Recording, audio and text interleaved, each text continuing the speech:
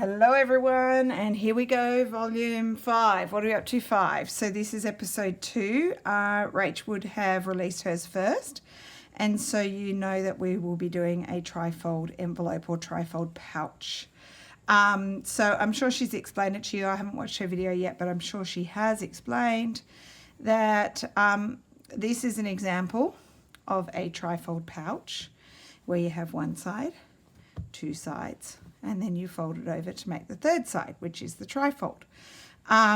So this gorgeous little piece here is from our lovely friend Pam, Pandora's Junk Journal. I'll link Pam below because I'm actually, Pam, I hope you don't mind. Your pouches are fantastic examples. I've got one that Rach made, but I can't find where that is, so I'm sorry. I need to show yours, Pam. These are wonderful examples of things that you can do. So this is a little one which Pam made me a gorgeous snippet roll, which I have shown before, and she put it in this sweet little pouch. So she always has really wonderful buttons. So the button is her closure with some sari silk that simply wraps around, too many times, wraps around, and then you just loop it and your pouch is closed. So I'm going to talk to you today about what I'm going to do for my closure and how I'm going to start setting up my pouch. So this is a project that we are working on for the month. So by the end of the month, you will have finished your pouch. So what Pam would have done, and I'm going to show you this in a minute, she would have laid out her piece of fabric. She has put down some little bits and pieces and stitched a lovely little bird here. A gorgeous teapot there, which is actually a pocket, and then lots of fabric and trims on the edge, plus she has stitched down fabrics around the outside. So this is fully hand stitched and just a plain fabric on the inside. So this is one example, but just wait till you see my second example from Pam. This one is unbelievable. Look at that. So this one was a lovely surprise, which Rach, Mum and I received a gorgeous gift from Pam, which was a lovely journal, junk journal, which had a combination of some stitching and things like that in it. And this is what it came in. So look at how embellished this is. It's amazing.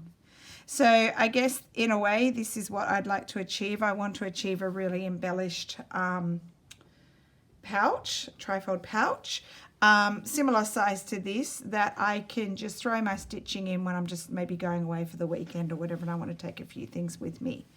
So Pam has so many different bits and pieces in here. It's amazing, and like probably thousands and thousands of stitches.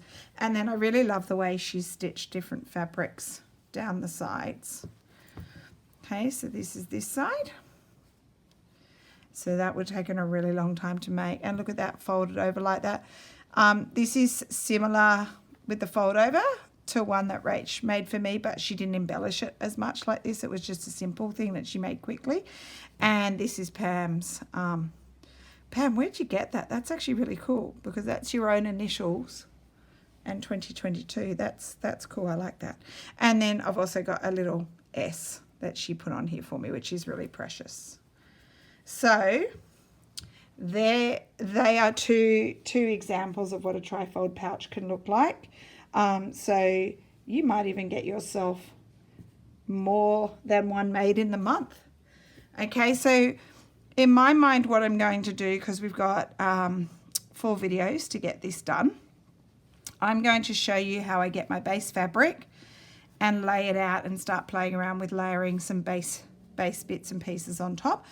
Actually, before I do that, I'm going to show you I've pulled some things for inspiration, and I'm going to show you something that I'm thinking about for the closure as well.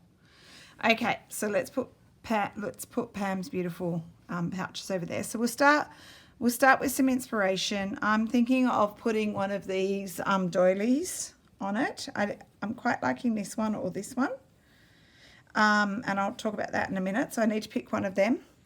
Some of the fabrics that I've pulled, I've gone for some different different colours, a lighter blue.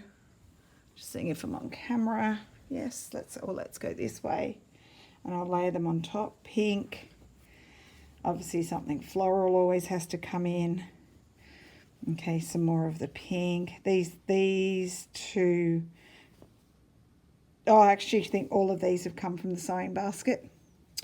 You go there and you hunt and you dig and you get good bits and pieces. Okay, some more floral. I thought I'd put in a bit of Liberty to go with the light blue as well. And I thought I might put a pop of colour. And then I will obviously have to have some laces. I've got this that I've already cut a corner out. I might use some of that, etc. A piece of linen with like the pattern that you would have embroidered, but it's not embroidered. And then I've pulled some threads. So I've actually gone for very pastel-y, almost like Easter colours. Love the variegated threads. I got all of these at the sewing basket for 50 cents. And that. This one I think is a Steph Francis, just to bring in something brighter. Sewing basket would have cost me 50 cents. You know, I might bring in some wools, etc. So that's just some of the things I've been pulling that I'd like to put in. I'll also get some buttons and Suffolk puffs and extra bits of laces, etc. So you get, there's my idea of my colours. Now I'm going to show you how I would be thinking of doing my pouch, and we'll get that started today. So I've got some scraps of just calico, unbleached. So I'm just pulling off threads. Unbleached calico, and the idea, just a piece, would be, I'm sorry, I know I'm not fully on camera here. My camera's not high enough up to get me further away. My idea would be that I fold it up and decide on my width, and then this would be my flap that comes down. So I'm going to tear this because tearing it will make the seam straight. So let's have a look. I don't have a ruler near me. Doesn't matter. I'm going to do it. I'm going to cut there. I'm going to cut on here. Do it about that wide. Oh, this tough fabric. Let me do a bit more of a snip. I don't know if it's going to rip. Let's see. Yes! Needed some muscle. Okay, I'll turn off the camera in a second. I'll go get my tape measure or ruler and I'll tell you how big that piece is. Okay, so it's just ripped. And so what we'll do is we'll have one flap up, and then the flap that comes down will be slightly shorter. Okay, let's see in comparison to Pam's. Oh, almost the same width, almost exactly the same. All right, so it's a good size. It means you can chuck a little project in there, some bits and pieces to take away with you. All right, I'm going to grab my tape measure. I'll come back and tell you how big it is. Okay, so I've got an old tape measure, and we're looking, oh, perfect, 10 inches across, and my total height is 7 inches. Conveniently perfect. So, and then my total length of my strip is 18 inches. Okay, so 18 inches in length to fold it over. Let me just check. 10 inches across. I'm just seeing, yep, it's 10 inches across. And once I folded it,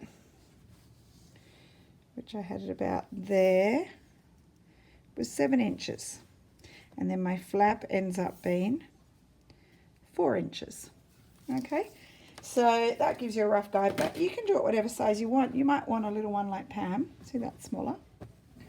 Or you can have a bigger one like me, or even bigger. It's up to you. You can even make this a clutch if you want to. But anyway, so what I would need to do now is lay out my fabric.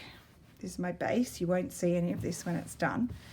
And I will start layering up some scraps of fabric. So these are going to go underneath, just bits and pieces that will be stitched down as the base of my fabric before I embellish it. So I've already got a little piece cut out. Everything I'm going to do, nothing's going to be measured. It's all, I'm just going to be ripping bits and pieces, chucking them on. So for example, I might want to have a long strip there. You'll see glimpses of it. Just let me see if I'm on camera. Just long strip along the edge. You will see glimpses of it. So today in my video, what I'm going to do is just show you my layout, then I'll pin them down, and then what I'll do is I'll stitch all of these bits in place. So they're going to actually take quite a while, so I won't do it all on camera. I'll show you a little bit just in case you're new and you don't know what I'm talking about when I say cantha stitching. I'll show you a couple of different ways you can stitch. Actually, I think I'm just going to cantha stitch everything down. All right, so let's get bits and pieces.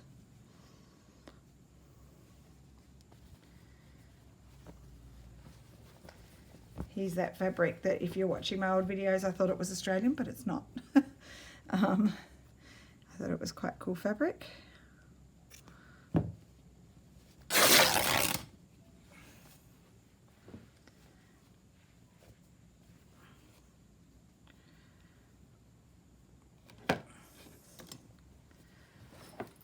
Okay, so one thing you got to keep in mind is that when you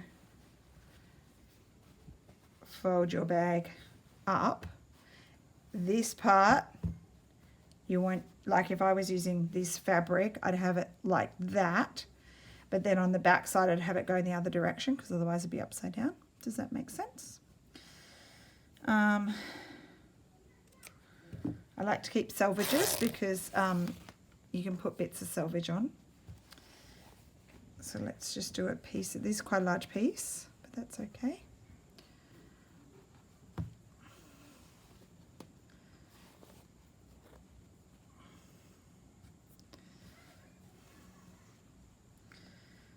I might make that.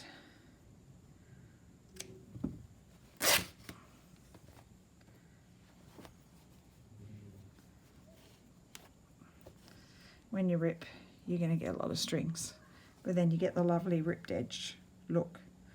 So that will go there like that.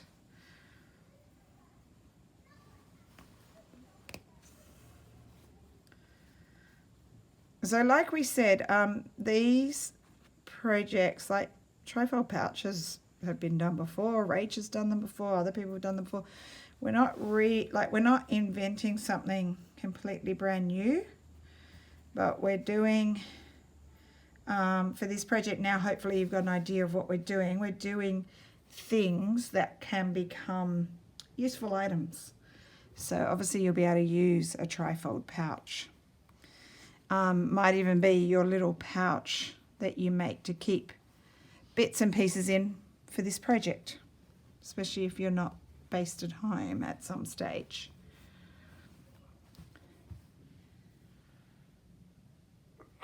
So, excuse me. Okay, so let's get a bit of this floral.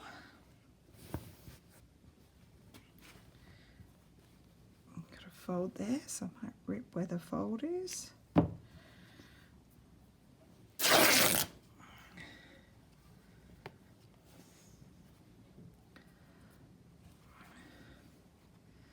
Look how badly that was cut. Whoever did that, not so good. That's why it's good to rip. You get a straight edge. Okay, so now I've got a straight edge.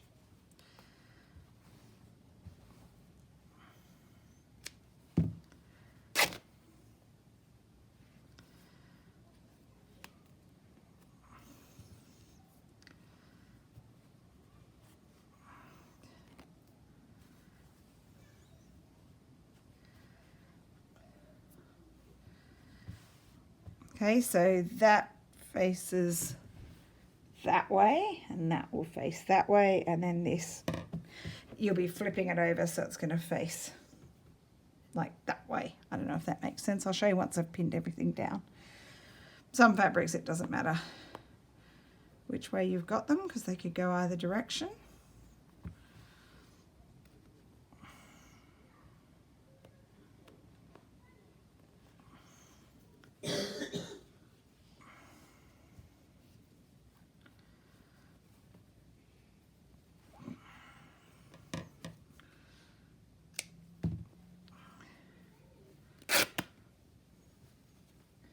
It's got a little selvage on. I'm just going to, excuse Juju.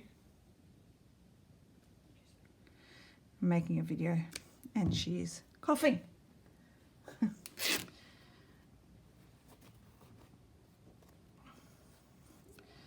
Okay. So I'm just going to put this bit here. Doesn't matter what direction that one goes because it's a stripe.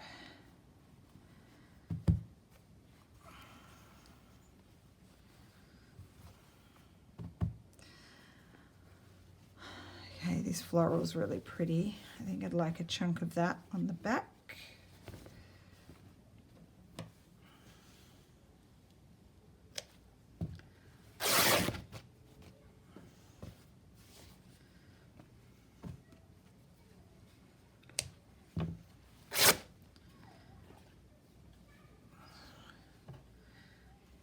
Big.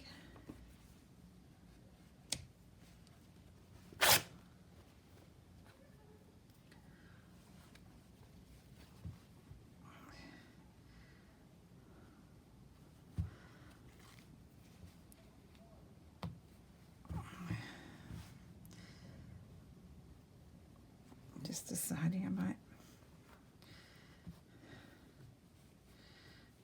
make that one a bit thinner.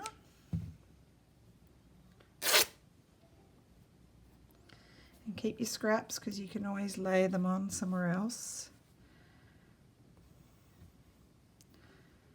That's actually a little bit, oh, I need a little bit there, it's a little bit short. Okay, so let's pin this one first.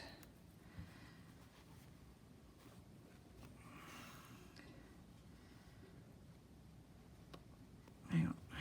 I'm going to just put it under there.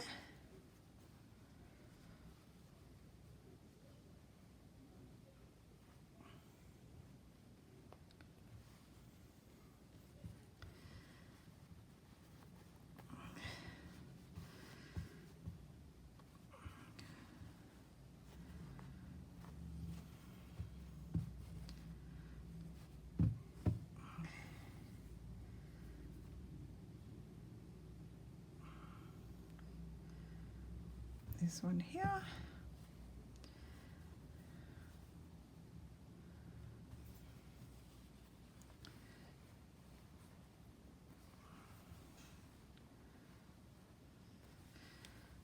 Okay, I've got a little gap there to fill. I will fill it. I like, this is just a scrap of Liberty I got. I like the contrast of the bright colour.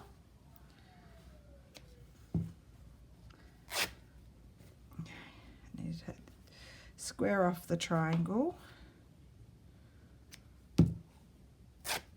So easy to rip.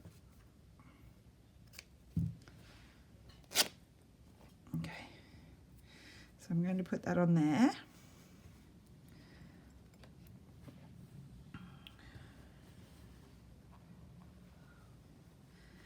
And then I've got a gap up here, this gap to fill.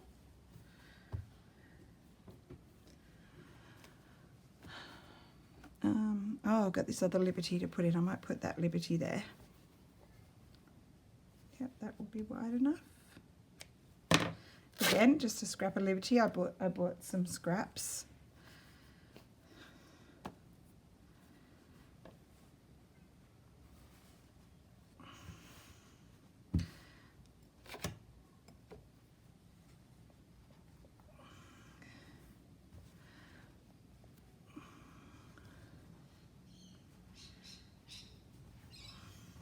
Okay, and then across the bottom I need something as well, and I'm thinking I'm going to go the bright the bright piece, the bright Liberty.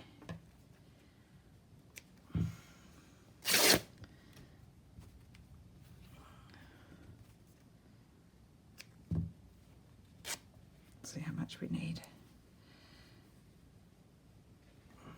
I'll just use that whole piece.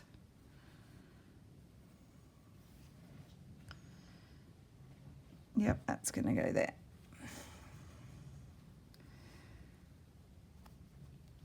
All right, so I have essentially collaged fabrics in the background. What I haven't used is this one, but I can always use bits and pieces of that later. Okay, so I've essentially just, everything's pinned in place and I've collaged fabrics ready to be stitched. So I'm just going to grab some old crochet thread, which is what I'm going to use for my canvas stitching. I'll be back in a sec. All right, so what I'm going to stitch down with is just a really old crochet cotton. I have no idea what weight it is. I buy these like this in big bags of different sort of neutral tones, and they're just really old. This one's old. Most of them are old. So canvas stitching, for those that might be new, is really just running stitch. So in terms of my fabrics, what I will do is I will stitch different directions on each panel. But you're almost, once you've got it all stitched down, it'll look like a piece of fabric. So I'm going to show you how to do it on one of the panels. And then when I'm done, I'll come back and show you it finished. And that's what I'll be doing for my video for this week. The only other thing I thought about mentioning is I've got squared edges. Okay, so squared edges. What you could also do is you could have a rounded edge. So for example, your pouch might come down and be rounded off like that, which would look really nice as well.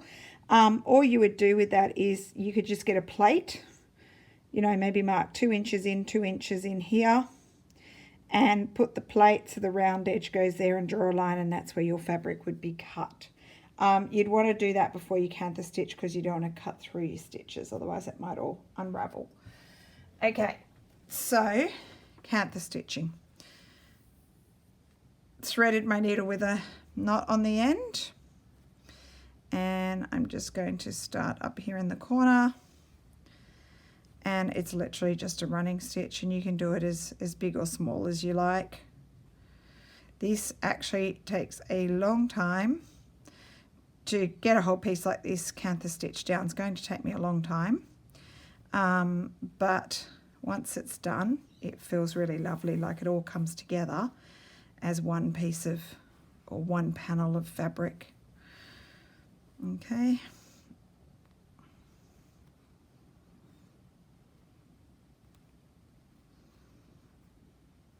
So basically this is just my background for this piece. All right, you will see glimpses of these fabrics. I'm not going very straight, but doesn't matter. Slow stitching is not for people who like things perfect, because it would drive you crazy, because it's all hand done.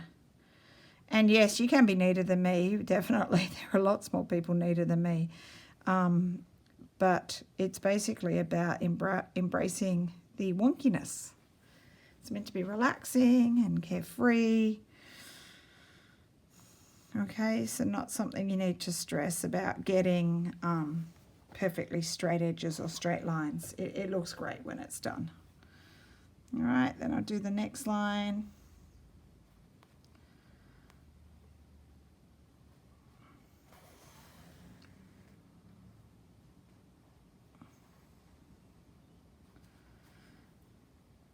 And you basically go back and forward, back and forward, back and forward until you finish this piece of fabric. And then, say for example, on this next one, I might decide to do my stitching in that direction. Okay, so you get the idea. I'm not going to show you it all on camera because that would be super boring to watch. But I'll go ahead and stitch this down, and then I'll come back and show you what it looks like. Okay, see you soon. All right, so here is my finished piece. It's all canvas stitched down.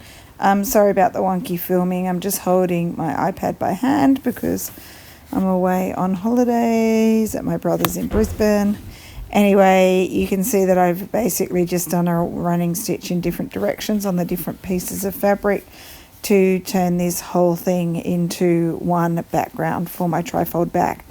And by the way, I had a chat to Pam and she was happy for me to show you the lovely works that you saw at the start of the video. She's always happy for me to share stuff. And then I got a little something to show you just at the end, a little personal thing. On Christmas Eve, I went out to buy groceries in the morning for Christmas Day, and I came home with this. So this is my new puppy. This is Alfie. I thought you'd like to see him because he's super cute. He's a Covoca, which is a Cocker Spaniel crossed with a Cavalier. And he has been consuming all of our time for the past week and a half. But we love him and he's super cute. All right, so I will see you again next week. I hope you like this first project. Thanks for watching. Bye.